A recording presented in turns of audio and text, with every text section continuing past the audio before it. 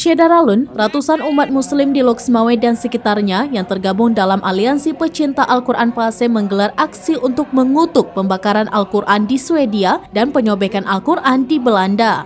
Aksi ini berlangsung di tepi jalan depan Masjid Agung Islamic Center Loksmawe pada Jumat 3 Februari 2023 siang. Pantauan seraminus.com sekitar pukul 14 waktu Indonesia bagian Barat, massa yang mengusung spanduk dan sejumlah poster pelaku pembakaran Al-Quran mulai memadati tepi jalan depan Masjid Agung Islamic Center.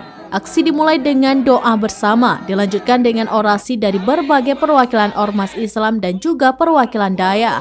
Usai berorasi, aksi dilanjutkan dengan pembakaran poster yang ada foto pembakar Al-Quran. Setelah itu baru dibacakan pernyataan sikap. Penasihat Aliansi Pecinta Al-Quran PASE, Tengku Muslim At-Tahiri menyebutkan, pada aksi ini pihaknya mengeluarkan 4 poin pernyataan sikap, diantaranya mengutuk dan mengecam keras tindakan keji pembakaran kitab suci Al-Quran oleh Ramsus Paludan dan Edwin Wagensveld.